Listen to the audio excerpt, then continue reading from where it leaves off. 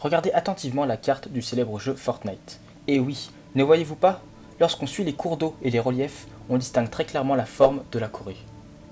Maintenant, si on se plonge dans le monde de Fortnite, on peut y voir énormément de signes. Le K de K-Evolution ne fait-il pas écho à la Corée?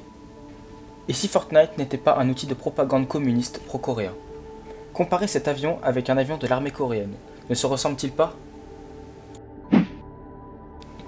De même pour ces canettes, qui ressemblent fortement à un célèbre soda coréen.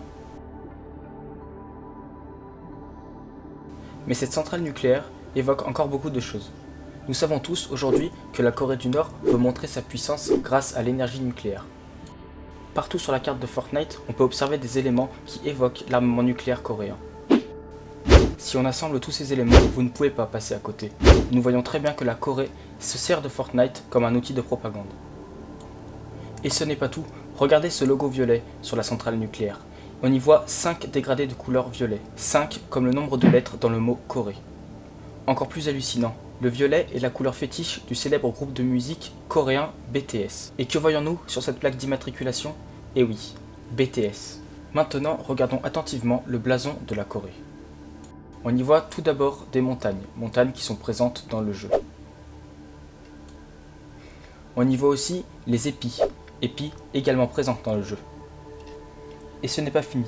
L'étoile communiste en haut du drapeau se trouve partout dans Fortnite, à la fois sur la carte, mais aussi sur de nombreux panneaux.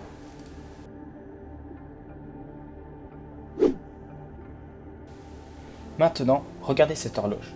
Elle indique 19h50, une allusion évidente au massacre américain envers les Coréens en 1950. Pendant cette guerre, les soldats américains faisaient disparaître les corps des victimes. Et que se passe-t-il quand on tue un ennemi dans Fortnite? Oui, vous avez deviné, il disparaît. Maintenant, regardez tous ces skins présents dans Fortnite. Ils sont tous rouges, rouges comme le communisme. C'est aussi le cas pour ce dragon. Il est rouge, allongé et sans ailes, un dragon typique de la Corée. Il s'appelle là-bas le Yong, c'est lui qui apporte les nuages et la pluie. Et que voit-on derrière lui? Bien vu, des nuages.